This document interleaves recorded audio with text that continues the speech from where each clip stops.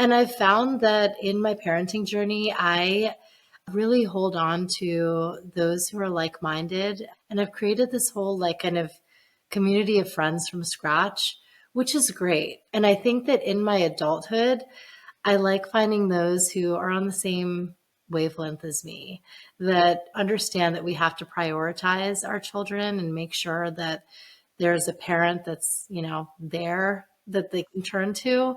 You kind of have to sit with that because sure, your friendships evolve, but it's so great when you find your tribe. Parenting shouldn't be done in silos, and we're already with our nuclear family and unit so much. So that's helped me. There is no hood like parenthood. Hi, I'm Kanika Chadda Gupta. I'm a former CNN journalist, mom of 3, including twins, and host of That's Total Mom Sense, the podcast. Now, if I had $1 every time I heard, gee, you have your hands full. On my show, I interview change makers on their life lessons, legacy, and superpower of intuition, which I call our Mom Sense and Dad Sense. I've had the privilege of working with Mom 2.0, March of Dimes, and the White House, and have had some pretty amazing parents on my show. Hey, what's up? I'm Kelly Rowland. Hi, this is Chelsea Clinton. It's me, Bobby Brown. Can't wait to share my story. That's Total Mom Sense is a production of the Evergreen Podcast Network. Be sure to subscribe wherever you listen to podcasts and on YouTube so you never miss an episode. To join my tribe, visit that'stotalmomsense.com and follow me on Instagram at Kanika Chadda Gupta. Now let's dive into today's episode. Hello, listeners. Welcome to a very special episode of That's Total Mom Sense. Today, I'm putting myself in the hot seat and I'm having 2 very seasoned co-hosts join me, and they're going to be asking me all about my journey in launching That's Total Mom Sense and what I do now. Priya is an entrepreneur, a mother of 2, and a champion of women around the world. She loves work, life, and everything in between. She founded and operated India's largest childcare business, won many awards for her work, including Woman Entrepreneur of the Year, Young Turk, FT 1000 for Asia, and Red Herring Asia, to name a few. And today, she is Bright Horizons Chief Digital and Transformation Officer. She also has a bachelor's degree in engineering, an MBA from London Business School, and a unique perspective on what fits work and life together. Paul is the founder of the Company of Dads, the first platform dedicated to creating community and resources for lead dads. Its mission is to help lead dads who are the go-to parents at home and allies to moms at work. It helps them feel less isolated and more confident in the choices they have made. As a lead dad himself, Paul understands intimately the joys, frustrations, isolation, and reticence around talking about being a lead dad. It's a role that is growing in numbers, but is far from normalized. And he began his career as a New York Times columnist and is the aficionado on golf as well. So Paul and Priya, I'm so happy to have you join me. I'm excited that my audience gets to know more about Bright Horizons, as well as your podcast, Work-Life Equation. Definitely go subscribe to that show. Hello, Kanika, and hello, everyone. Priya and I are super excited to be doing a bit of a takeover and hosting today's episode. And Kanika, when we, the Bright Horizons team met with you at the Mom 2.0 conference, we just knew we had to get together and also get your listeners to hear your story. You were doing these on-site interviews and you were the official podcast partner for the event. So we're really excited to turn the tables and allow your audience to hear your story. Thank you. I appreciate that. I love working with fellow podcasters. What inspired you to start the podcast? That's Total Mom Sense. Sure. I always say that, motherhood didn't end my career. It catalyzed a new one. I, began in media. I always knew I wanted to be a television anchor. Growing up with my immigrant parents, we always had the news on. So whether it was Walter Cronkite or Peter Jennings, Barbara Walters, Diane Sawyer, Connie Chung. That's who we grew up with as household names and almost like friends in our home who told us what was happening and the current affairs. And so I would watch them and thought, I have to get into this business. And so I pursued broadcast journalism. I earned my master's from University of Miami, did my undergrad at Boston University in international relations before that. And my first job was with CNN International. I was stationed in India. And it's funny, my parents will say, this is all backwards. We immigrated from India to the US and you're going back. But I thought this is such a unique, opportunity. I never did a study abroad. And so I got a chance to go back and I do speak Hindi. I can read and write the language and I'm fluent. And so I was able to, work on the ground there and still disseminate the news for this English medium channel. And I covered everything from, the 26/11 terror attacks to Slumdog Millionaire's sweeping win at the Oscars, BAFTAs, Golden Globes. And I covered all things human interest as well. So I took that know-how and, in production, I parlayed it into my role as an editor-in-chief for an online retailer. I started my own digital marketing firm. So I've pivoted a lot in the media landscape. But after I had my 3 kids in 18 months, that was the jolt that I needed. I had twins, boy-girl twins, and my younger son, in one full swoop. And I found myself drowning. And I was lucky to have support. We had a night nurse. I had a nanny helping me. I was breastfeeding them around the clock. And I felt like I needed an outlet. And so I started listening to podcasts in 2017 and 2018. And I felt like this space was bereft of a show that is illuminating, inclusive, and inspiring. And so that's what led me to launch That's Total Mom Sense. I thought I want to be an uplifting resource for parents, make sure that we hear stories from moms and dads alike and give them tangible takeaways because sure, we can vent to our friends and we have tons of WhatsApp threads for that. But what about getting the downloads in a half an hour episode, feeling like that changed not just my day, but my entire mindset and, maybe broadly my life, that one episode. So that's the mission. What is one of the most inspirational stories or advice you received from your podcast guests, given that is part of your motto and ambition for the show? I've had so many luminaries on. I loved hearing from Chelsea Clinton, growing up in DC. I remember her because we're around the same age and she was at Sidwell Friends where I had some family friends also attended her school. And I just thought, wow, what was it like being first daughter, growing up in the White House? I mean, from age 12 to 20, the most formative years in a person's life, she was living there and, in a fishbowl. So to be able to interact with her and now, kind of gabbing as fellow moms of 3 was amazing. And she's really a prolific author and she's written so many children's books. And I loved how she spoke to how kids can prepare for a sibling. She has this book called Welcome to the Big Kids Club.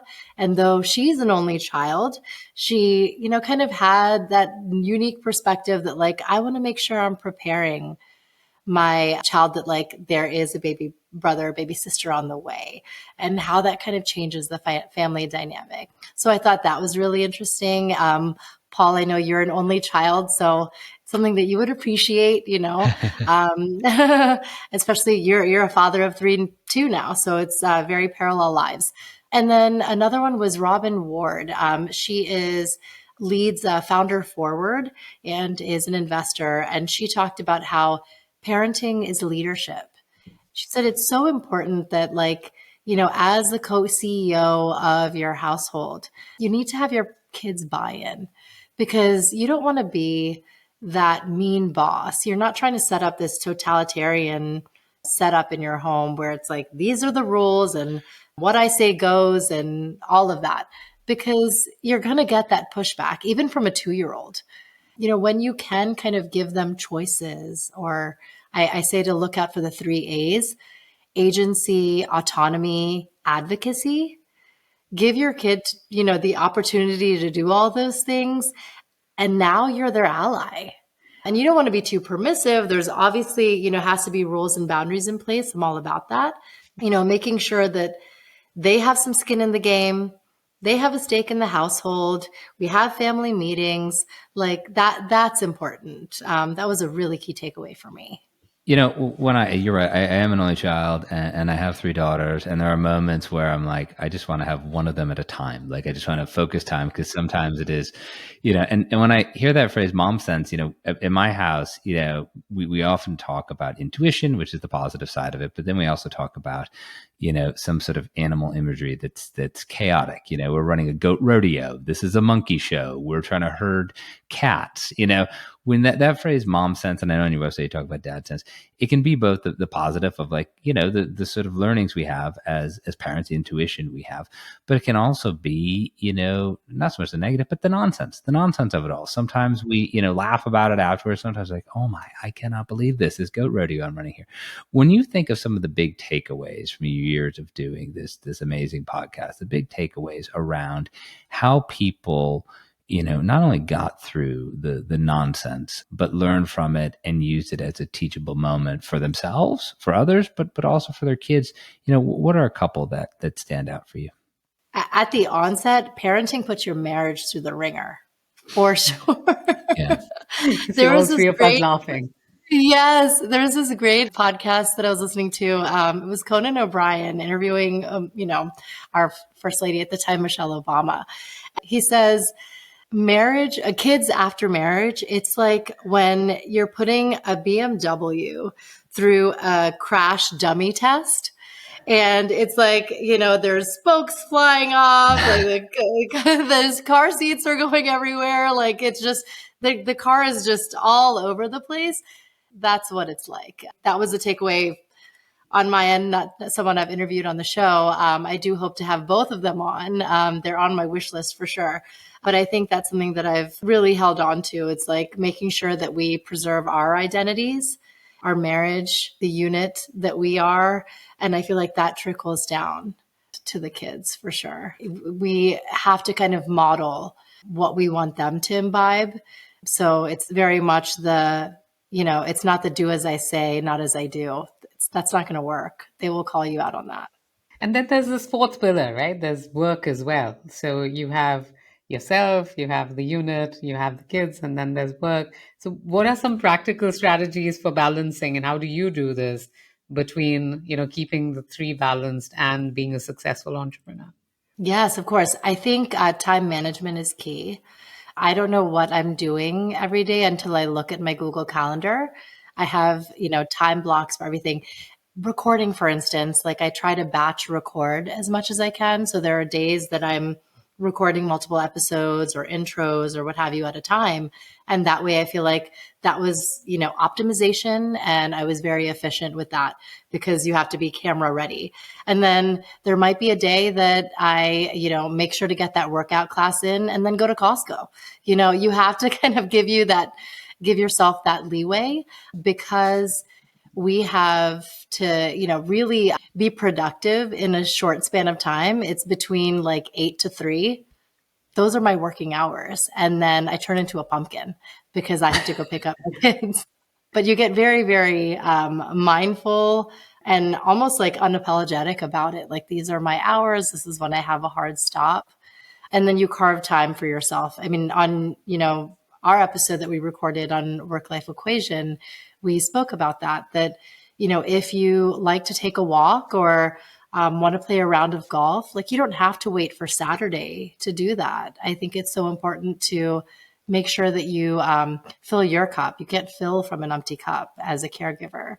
So give yourself those, the time to do that on the weekdays, and, and find those times that you're most productive and, really optimize on that. I'd love to hear you talking openly about working 8 to 3. At the Company of Dads, we branded that a care shift. And we talk about how a few companies have been able to adopt this. One big financial services company have adopted. And it's so powerful for parents because it gives you that moment to really focus and do that synchronous work when you have to talk to people like Priya and me at a normal time. it's not like you're only working 8 to 3. You're sending emails surely at night. You're sending emails surely in the morning. You're sending stuff and arranging stuff, on the weekends. So this happens. But one of the things you've talked about in the past is focusing on the positive aspects of motherhood rather than complaining about the challenges. I'm a glass half full guy, but how has adopting that mindset shaped your journey, and how have you been able to share it with other people going through something that is joyful at times, but also really difficult? Yes, I think it's so important to have an, optimistic view on it. In fact, I had just read a book by a friend of mine, Dr. Sue Varma, called Practical Optimism. And reading it, she said that, there is a segment of our population that is just hardwired this way. And I was like, oh my gosh, this is me. Because you can't let yourself get swept away by the challenges. And they're endless. At every juncture of child rearing, we're faced with something new, and there's no denying. I mean, I had struggles during postpartum as well, especially after the twins. I felt like the sleep deprivation and the change in my body and hormones. I had those lows. It's not that I never felt them. When I find that outlet, and it could be, talking to friends, making sure I have a check-in with my husband. I even called a postpartum hotline that my pediatrician gave me. It was like a free mental health hotline where I got to speak to someone for hours on end, just vent. Yeah. Then I would feel like, this is really liberating. You literally, feel the sigh of relief. And then I get back to thinking clearly, and I'm like, this is a blip in time. Mm-hmm. When I had, diapers, 3 diapers of all different sizes and 3 different colored bottles, there was like a baby blue, a white, and a lavender on the tree, that tree that you hang the bottles from to dry. Yeah. Oh, yeah. I just was like, this is nonstop. But I look back and I have rose-colored glasses now. It was so fun, seeing them grow up and crawling and playing and the swaddles. It was the cutest phase. And, now that I have 7-year-olds and a 5-year-old, I tend to relish that, this is, just one point in time that I want to hang on to and enjoy, because soon they're going to be 18 and 17, 35 and 34. And I want to really enjoy every phase. And so I think just knowing how finite it all is makes you appreciate what you have in the moment. I agree so much. And I think of my oldest is almost 15. And I'll say this to her forever. And, she'll cringe because that's what you do when you're a teenage girl and your dad says cringy things to you. But, I used to hold her in the swaddle, in the crux of my arm. Her head would be in my hand and she would fit before the bend of my elbow. And men, have started complained about changing diapers and all this. I'm like, man, that's the easiest thing in the world. That's just like, you're just there, you do it, you get it done. It becomes, more complicated, more interesting at times. But, you talked about rose-colored glasses. The only thing I don't have rose-colored glasses about is we used to have this glider that we bought, and it was this greenish glider and for a pink room. And all my kids are spitter-uppers. And it was the thing, and I slept in it and it was uncomfortable. I was like, man. And my wife says, what are we going to do? It's like, we are going to throw that thing out. We shouldn't, we can't give it to anybody else. We can't give that thing to anybody else. It's awful. No, we're throwing that thing out. Yes. Oh my gosh. Yeah. I think we all have those moments. I felt the same about my pump. I mean, I breastfed all 3 for a year, and I was like, I want to go Office Space on this pump. So we had a freezer. We had a separate freezer for all the milk to be stored. And the thing I love more than anything to drink in this world is coffee. If I drink, I could give up wine, that'd be fine. I wouldn't really like to give up water, but I would never give up coffee. And there's something happened a week or so ago, and there are 4 or 5 Yetis of coffee in the refrigerator for iced coffee. And my wife looks at me and says, why do you have so much coffee? I said, Laura, this is remember the breast milk in the freezer? That's what this is for me. When I get really tired, I reach in, I get my iced coffee, it's ready to go. And we have, Yes, it's my fuel. Oh my um, God, that's awesome. what keeps you motivated during both the days that, are wonderful? It's easy to stay motivated in a wonderful day, but what keeps you motivated through those more demanding days and to do it, year after year after year? I think, Paul, you and I are so privileged. We do what we love. Not a day in my life feels like work because I get to interview the most phenomenal people. And whether I'm doing the marketing around it or scripting or what have you, or going, on site for a speaking engagement, and connecting with community in person, like all of it's fun. Mhm. I would do it all for free. It's like the most rewarding thing ever. And then the same goes for parenting. Again, you have these challenges. You're going to always be thrown for a loop, but again, I'll take it for the joys. And I would say, like, if I have to come up with some hacks, I make sure that I do have some time to myself. So I set the alarm an extra 15 minutes early, and I make it's such an Indian thing, but I have masala chai in the morning, and I'll watch it bubble up. Sometimes I'm listening to a podcast, or I'll play really soothing music or meditation sounds as I'm doing that. And then I jump into the tasks of getting the lunch boxes and the backpacks and, breakfast ready, and we're off. But I think just giving myself that time at the top of the day, I feel like, okay, I've taken care of myself. I'm good. Let's go. Yeah, I wonder, like, some of those things that bring us back to our lives before we were parents, before we were spouses, kind of that sweet spot.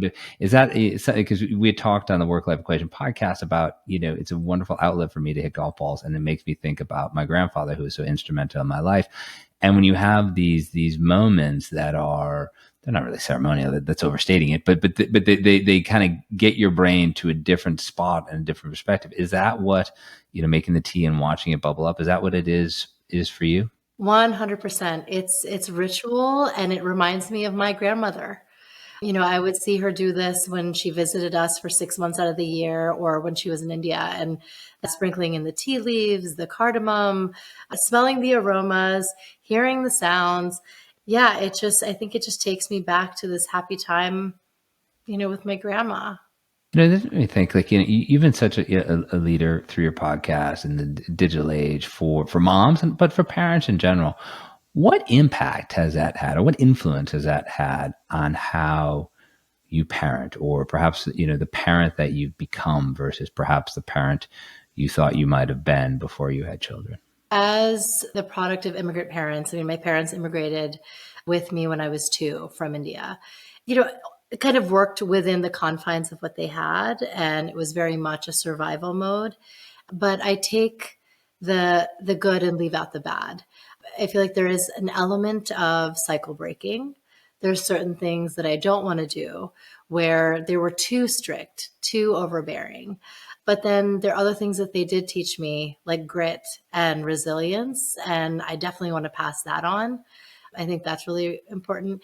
And I've found that in my parenting journey, I really hold on to those who are like-minded. And I've created this whole, like, kind of community of friends from scratch. And I think that in my adulthood, I like finding those who are on the same wavelength as me, that understand that we have to prioritize our children and make sure that there's a parent that's, there that they can turn to. You kind of have to sit with that, because sure, your friendships evolve, but it's so great when you find your tribe. Parenting shouldn't be done in silos, and we're already with our nuclear family and unit so much. So that's helped me. When you think about the role that your husband, the father of your 3 children, that he plays in your life, in your career, in your family, what is that role? How do you guys, trade things off? How do you decide who's going to do what? And, when you think about, the main components of his role, what are they? Oh my gosh, I'm getting choked up just thinking about it. I feel so fortunate to have found Sunil, because he really is my ally and partner and ride or die for life. I feel like he's made me a better person. And we are just so 50-50. We split things up and lean into our strengths.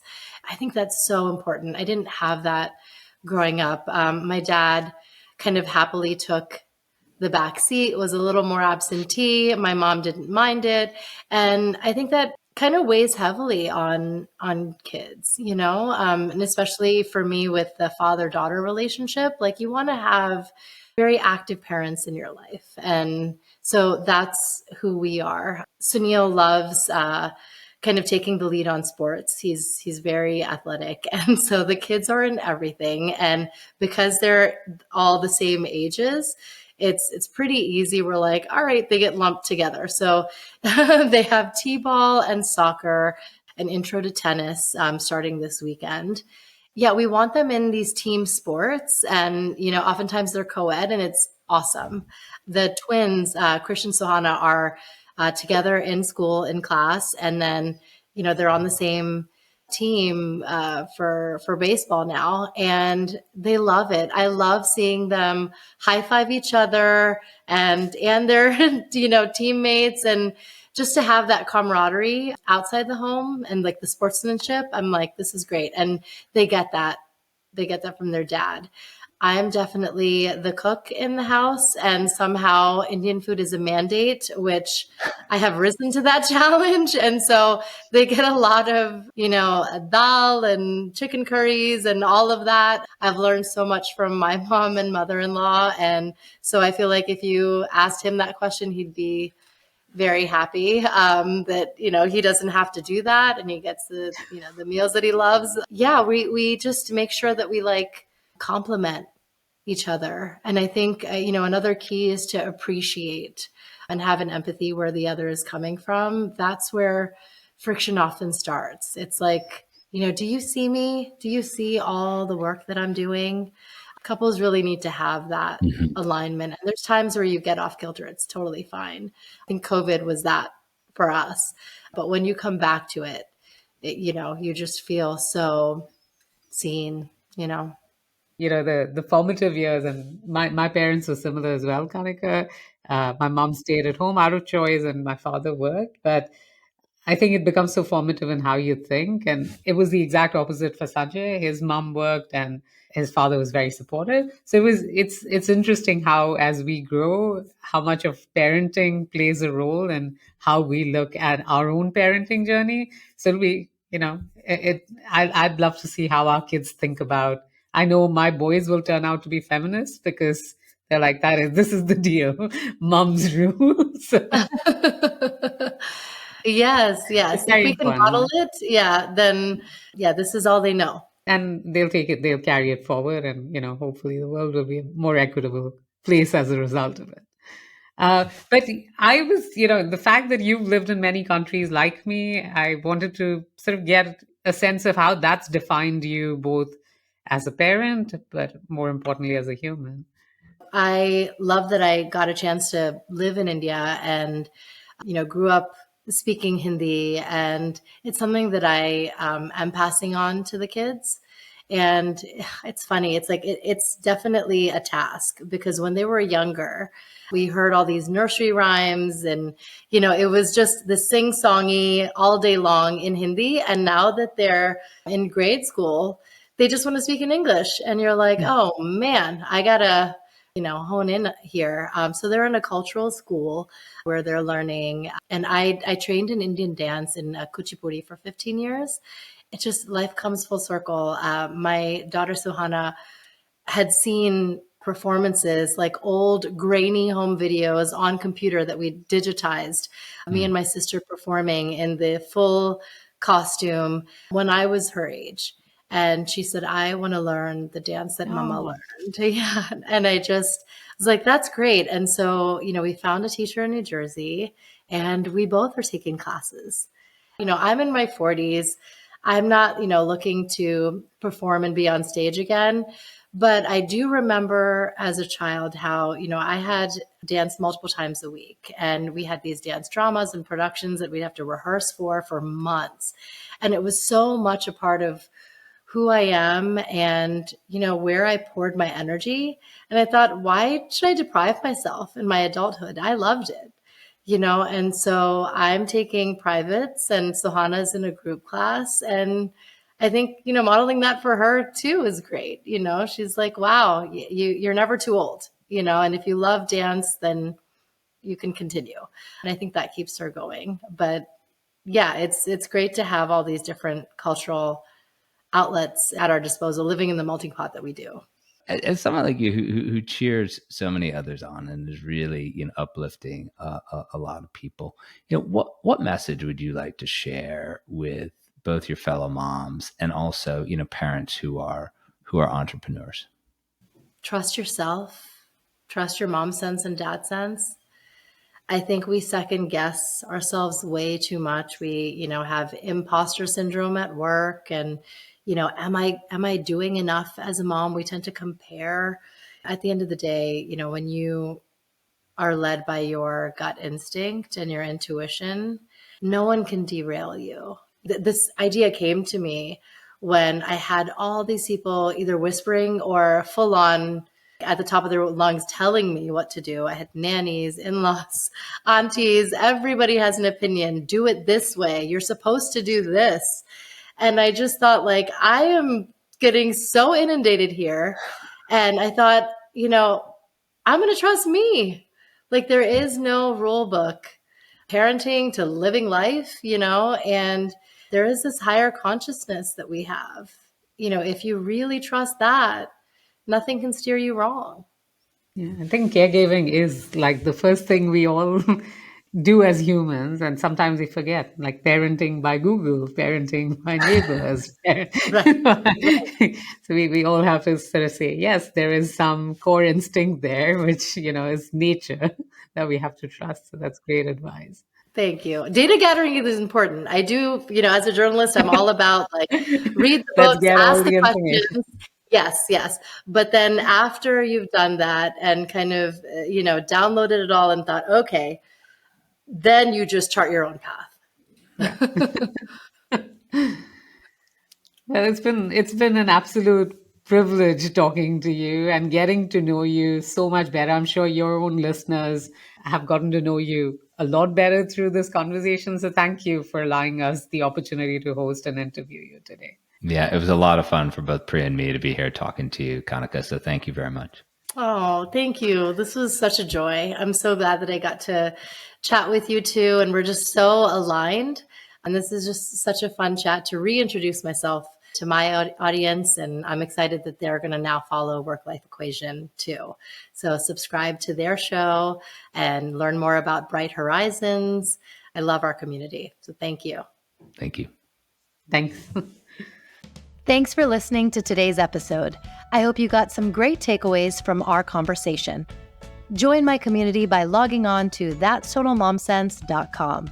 If you haven't already, please subscribe to That's Total Mom Sense, the podcast, wherever you listen, and be sure to rate and review. On socials, my handle is at Kanika Chadda Gupta on Instagram, Threads, TikTok, and X. You can also find me on LinkedIn. My episode videos are on YouTube and YouTube podcasts with highlights on YouTube Shorts. Write to me at that'stotalmomsense@gmail.com. My team and I read all your pitches and feedback and are so glad to be in touch. Remember, always trust your mom sense and dad sense. Stay strong, super parents. See you soon.